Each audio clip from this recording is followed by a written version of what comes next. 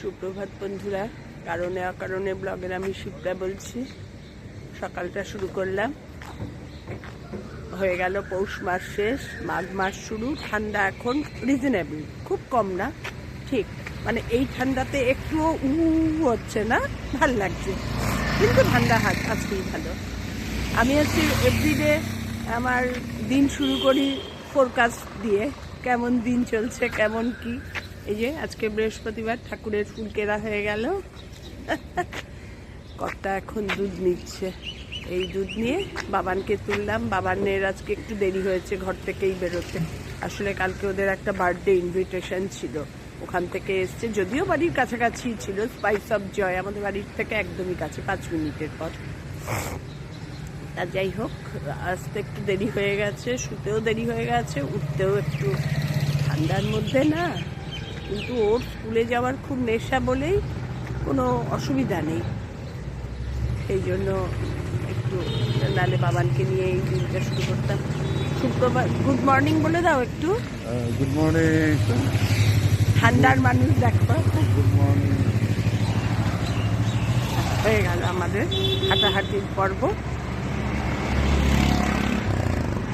আমি রাস্তায় হাঁটি, বাবার আর আমার কর্তা হাঁটে হচ্ছে মেয়ের ফ্ল্যাটের সামনে, বাবানকে বের করবে বলে। সেজন্য আমাদের হাঁটা হয়ে যায় মোটামুটি। আর এখন এই দুধ টুধ নিয়ে বাবানকে গাড়িতে তুলে দুধ টুধ নিয়ে আমাদের এখন রওনা। এটা বাইপাসের রাস্তা। ঠিক আছে, দেখতে থাকো।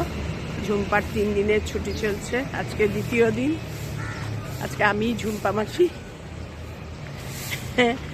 এই অবস্থা। আর কি বলতো, ঝুম্পা না আসলে কাজের একটু প্রেশার থাকে ঠিকই, দম ফেলতে পারি না, কিন্তু কাজের প্রেশার থাকলে কি হবে, মানে মেন্টালি টেনশনটা থাকে না। ওই 9টা বেজে যাবে, ঝুম্পা চলে আসবে, 9টা বেজে যাবে, ঝুম্পা চলে আসবে, এইটা সারো ওটা সারো, ওই জিনিসটা থাকে না। ওটাও আমার একটা খুব হেল্প হয়। ঠিক আছে, এবার মা মঙ্গলচণ্ডীর সামনে চলে এসে মাকে প্রণাম করব, করে বাড়ির পথে রওনা। আমাদের মর্নিং ওয়াক শেষ, দিনের প্রথম কাজ শেষ। এবার বাড়ি গিয়ে আবার পরপর কাজ। আমার ফুলের দোকান মানে গাছের দোকান, কবে যে আসবো, আর আসাও হচ্ছে না, আর কিছু কেনাও হচ্ছে না। মানে কেনার এত ইচ্ছা, কিন্তু এই বিকেল 4টের সময়, 4:30 সময় আর বেরোতে ইচ্ছা করে না। চলো এবার মাকে একটু তোমাদের দেখিয়ে মাকে প্রণাম করি, তারপরে বাড়ির পথে রওনা। দেখতে পাচ্ছ মা বসে আছে। মা বাড়ি ফিরে চলে এসেছি ছাদে। ছাদের গাছগুলোতে আজকে জল দেব। আজকে জল দেব হচ্ছে চাল ধোয়া জল। রোজ তো আর ছাদে আসি না এখন, সপ্তাহে 1 দিন কি 2 দিন, এই জন্য দেখানোও হয় না আমার গাছগুলোকে। এই যে কটা গাছ আর কিনবো, এখন ছাদেই আছে যখন, কোনো চিন্তা নেই। প্রচুর জায়গা, প্রচুর রোদ, কিন্তু সে তো আর হচ্ছে আর না।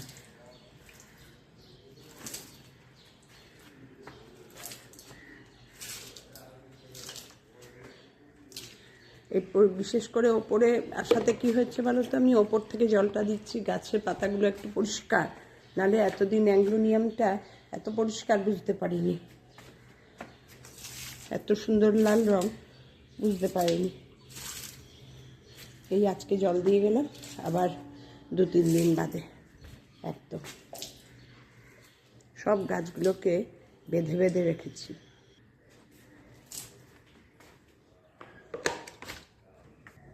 তিনতলার বারান্দার গাছটাতেও দেব। আরেকটা আনার ইচ্ছা চেরিকা, কিন্তু সে আর কোথায় হচ্ছে। আর নিচে আর তোমাদের দেখাবো না, এবার নিচে যাব।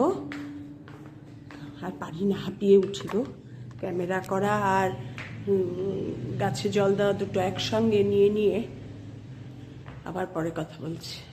আজকে করব ফ্রিজে বেশ দিন 7-8-এর পুরনো কাতল মাছ ছিল, এগুলোর আজকে গতি করব হচ্ছে আলু আর বেগুন দিয়ে। অল্প একটু আলু দিয়েছি, বেগুন আমাদের জন্য, কারণ আলুও খাওয়ার কেউ নেই, আর বেগুন বেশি দিলে ভালো লাগে না। আর একটা মশলা বানাবো, হচ্ছে টমেটো, আদা, কাঁচা লঙ্কা, তার সঙ্গে দিয়ে দেব আমার বাড়িতে বানানো ধনে জিরে গুঁড়ো। এই ধনে জিরে গুঁড়োটা দিয়ে একসঙ্গে বেটে আনবো। এনে কিভাবে করছি, আমার বড় মিক্সিটা নিচে, তোমাদের সঙ্গে সবসময় গল্প করি। এই যে একটু ধনে জিরে গুঁড়ো আমার নিজের বানানো, এটাও এর মধ্যে দিয়ে দিলাম, দিয়ে একসঙ্গে মিক্সিতে পেস্ট করে আনবো। গ্যাস জ্বালিয়ে মাছগুলো ভেজে নিচ্ছি। মাছগুলো একটু ভালো করেই ভাজতে হবে, একদম এমন তেমন ভাজলে হবে না, কারণ এটা 8-10 দিনের পুরোনো মাছ। এবার মশলাটা রেডি করি, তারপরে তোমাদের সঙ্গে আবার ফিরে আসছি রান্না। মাছগুলো লাল লাল করে মোটামুটি ভালো ভেজে নিয়েছি। এবার ওই তেলের মধ্যে দিয়ে দেব আলু আর বেগুন, এগুলোকেও ভেজে তুলে রাখবো।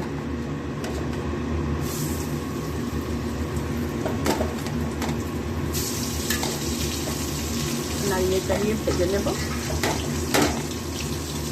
একদম প্লেন মাছের জন্যই করছি, কিন্তু একটু একটু কায়দা করে করছি।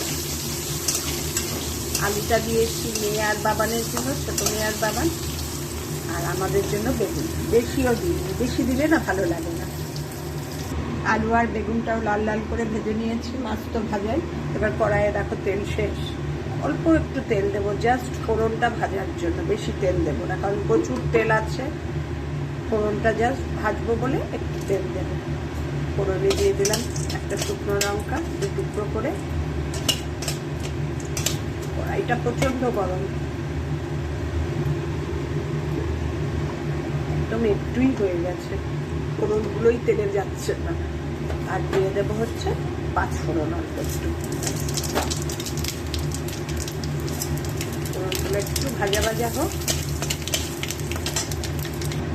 ফোড়নগুলো একটু ভাজা ভাজা হয়ে গেছে। এবার মিক্সিতে যে বেটে এনেছি টমেটো, আদা, কাঁচা লঙ্কা, ধনে জিরেগুলো সব দিয়ে দেবো।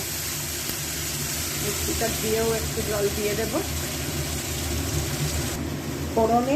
ফোড়ন দিয়ে একটু পেঁয়াজ দেবো। পেঁয়াজ কেটে রেখেছি, ভুলে গেছে, এই জন্য ফোড়ন শুদ্ধ মশলাটা বাড়িতে নামিয়ে রাখলাম। অবস্থাটা বোঝো, কায়দাও করতে হয় কত। পেঁয়াজ ভাজার জন্য আবার অল্প একটু তেল দিতে হলো। এত ভুলো বোন হয়েছে না, কি বলবো বলো। তাও ভাগ্যে এখন মনে হয়েছে, তা না হলে তো হয়েই যেত, পুরো রান্নাটা উলট পালট হয়ে যেত। আর পেঁয়াজ না দিলে আমাদের বাড়ির কেউ মাছ ভালো খায় না। আমার বাপের বাড়ি যেমন জিরে বাটা, বড়ি সব দিয়ে করে, কিন্তু এখানে আবার পেঁয়াজ না দিলে, আমার শ্বশুর বাড়িতে সব পাই, পেঁয়াজ না দিলে কেউ খাবে না। পেঁয়াজটা একটু ভালো করে ভাজা ভাজা হোক, নুন দিয়ে দিই, তাহলে একটু ভালো ভাজা ভাজা হয়ে যাবে।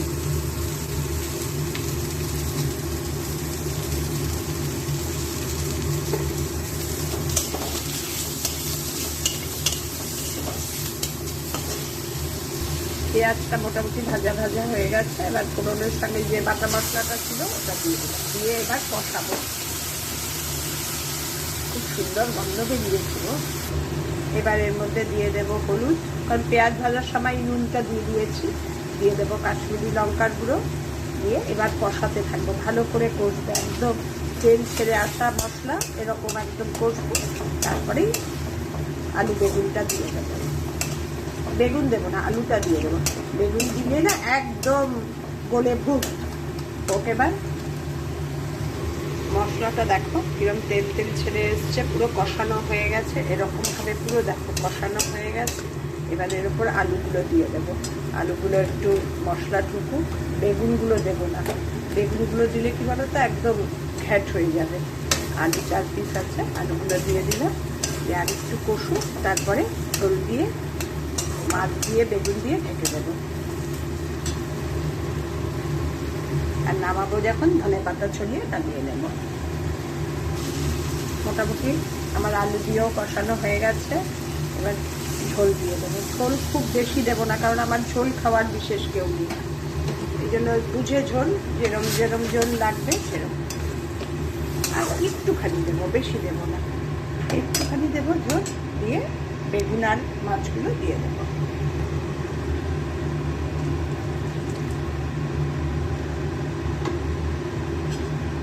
ঝোলটা ফুটে উঠুক, সুন্দর দেখতে হয়েছে। আর তেমন সুন্দর পাঁচফোড়নের একটা গন্ধ দারুণ সুন্দর বেরিয়েছে। এবার ঝোলটা ফুটে উঠলেই বেগুন আর মাছ দিয়ে ঢেকে সিল করে দেবো। দেখো টকবক করে ফুটছে। এবার দিয়ে দেবো বেগুন, বেগুনগুলো ভালোই ভাজা।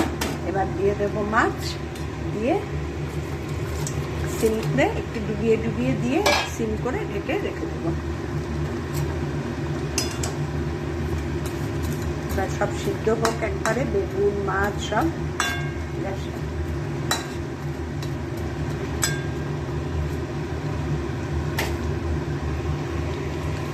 ঢেকে দেবো, ঢেকে গ্যাসটা সিম করে দেবো। আমার মাছের ঝোল কমপ্লিট। এবার ওপরে ধনেপাতা ছড়িয়ে ঢেকে গ্যাস অফ করে দেব। দারুণ লাগে খেতে, এভাবে একবার খেও। টমেটো দিয়ে দারুণ লাগে, আর পেঁয়াজ দিলে একটা অন্যরকম গন্ধ হয়। আমার রান্না কেমন লাগলো জানিও। টাটা।